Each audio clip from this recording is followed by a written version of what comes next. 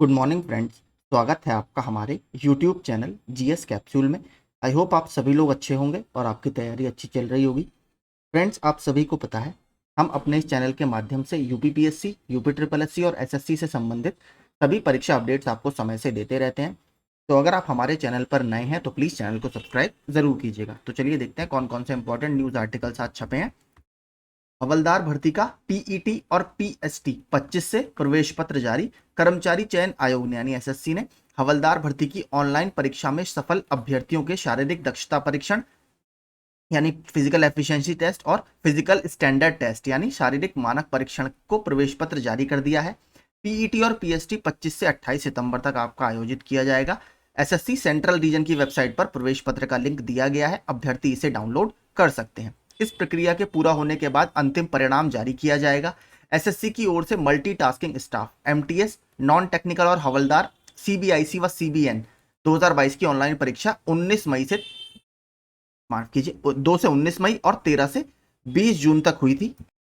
SSC मध्य क्षेत्र के निदेशक राहुल सचान ने बताया, अंतिम परिणाम एमटीएस के साथ आएगा, फिर प्रमाण पत्रों की जांच नियुक्ति देने वाला विभाग करेगा। तो अपना जो भी पीईटी और पीएसटी के लिए जा रहे हैं 25 के लिए, उनको हमारे तरफ से हार्दिक शुभकामनाएं और ऑल द बेस्ट। आगे देखते हैं। डीएलएड में 9639 ने लिया प्रवेश। आपको पता है डीएलएड की काउंसलिंग अब चल रही है। डिप्लोमा इन एलिमेंट्री एजुकेशन 2023 में प्रवेश के लिए प्रथम चरण की काउंसलिंग बुधवार को पूरी हो गई थी। गुरुवार को 9639 अभ्यर्थियों को उनके भरे गए विकल्प के क्रम में कॉलेज आवंटित कर दिया गया है।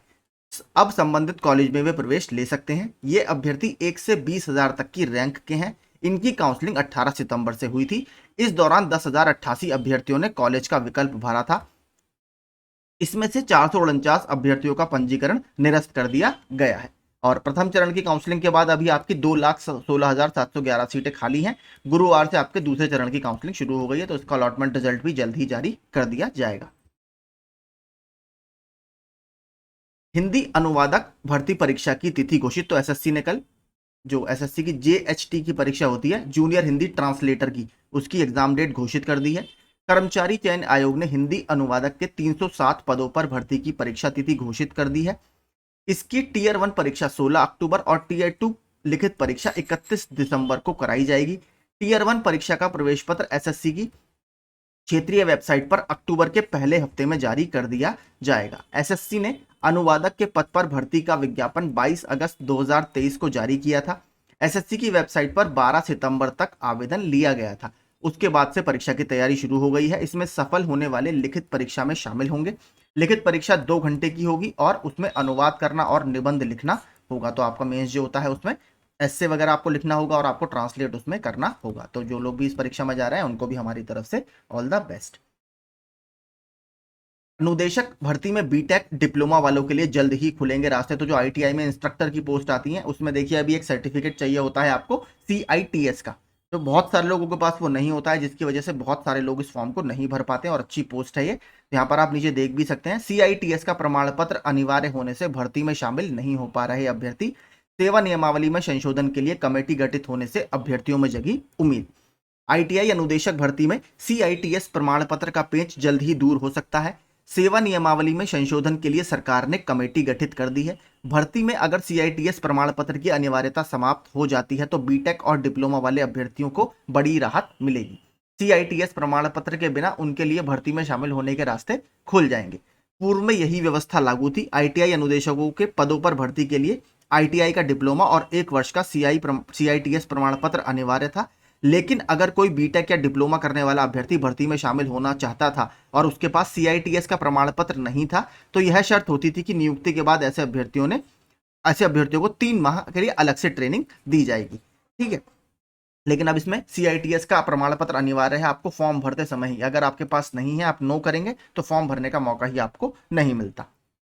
दिसंबर 2021 में इस व्यवस्था में अचानक बदलाव कर दिया गया। नई व्यवस्था के तहत बीटेक और डिप्लोमा वालों के लिए भी सीआईटीएस प्रमाण पत्र अनिवार्य कर दिया गया और 1 माह बाद यानी जनवरी 2022 में उत्तर प्रदेश अधीनस्थ सेवा चयन आयोग ने आईटीआई अनुदेशक 2504 पदों पर भर्ती के लिए विज्ञापन जारी कर दिया। ऐसे में बीटेक और डिप्लोमा करने वाले अभ्यर्थियों को सीआईटीएस प्रमाण पत्र का कोर्स करने का मौका मिला ही नहीं। यह मामला अब आपका न्यायालय में लंबित है। वहीं अभ्यर्थी भी लगातार शासन को पत्र लिखकर राहत की मांग कर रहे हैं। मेरा भी एक मित्र है जिसने भरा हुआ है, आई थिंक 2015 और 16 वाला ITI का एक आया था, वो उसने भरा हुआ है, अभी तक उसका भी कुछ भी नहीं हुआ है। 2022 के विज्ञापन में ITI अनुदेशक के 50% पद ITI डिप्लोमा व CITS प्रमाण पत्र की अर्हता रखने वाले अभ्यर्थी और 50% बीटेक और डिप्लोमा और CITS की प्रमाण पत्र की अर्हता रखने वाले अभ्यर्थियों के लिए आरक्षित है। अभ्यर्थियों का दावा है कि देश भर में बीटेक या डिप्लोमा के साथ CITS प्रमाण पत्र की अर्हता रखने वाले अभ्यर्थियों की संख्या 200 से अधिक नहीं है। देखिए बीटेक के बाद मुझे भी नहीं लगता कोई ये कोर्स करता होगा। ऐसे में ITI अनुदेशक के आधे पद खाली ही रह जाएंगे। फिलहाल सेवा नियमावली में संशोधन के लिए प्रशिक्षण एवं सेवा योजन निदेशालय ने 3 सदस्य कमेटी का गठन किया है। तो अब देखते हैं इसमें क्या निर्णय निकलता है।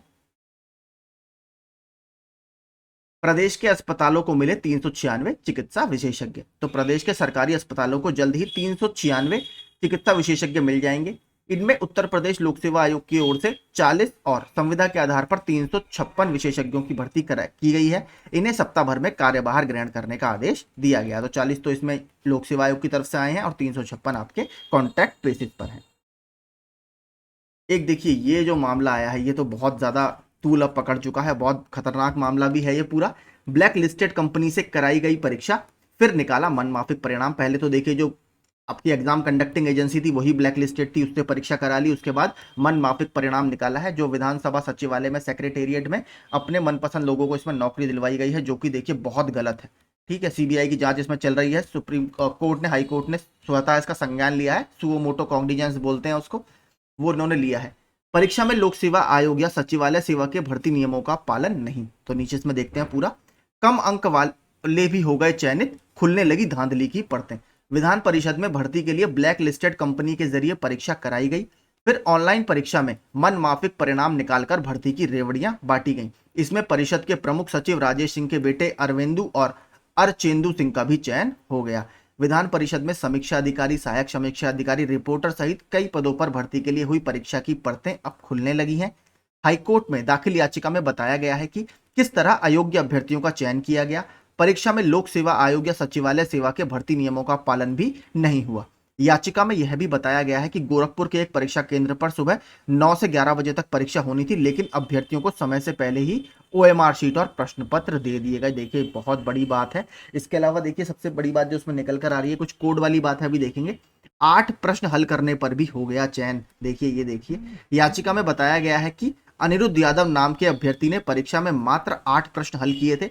इसके बाद भी उसे लिखित परीक्षा में सफल घोषित कर दिया गया। भर्ती के लिए नामित TSR data processing private limited company के एक निदेशक की पत्नी भावना यादव का भी परिषद में समीक्षा अधिकारी के पद पर चयन हुआ है। कंपनी को परिषद के एक पूर्व सभापति के करीबी का भी बताया गया है। तो देख लीजिए आप, कोई सभापति हैं परिषद के, उसके एक पूर्व सभापति हैं, उनका करीबी बताया गया था इस कंपनी को, तभी इसको ठेका दिया गया। 3 कोड पर आपकी नजर रखी जा रही है। भर्ती की सूची में S सचिवालय, SP यानी SP सिंह, RP यानी RP सिंह और AR यानी आशीष राय का कोड चला। जानकारों का कहना है कि S का मतलब सचिवालय के किसी कर्मचारी का रिश्तेदार था, वहीं SP, RP और AR का मतलब उनकी सिफारिश पर भर्ती था। तो देखिए इस तरीके के कोड इसमें चले।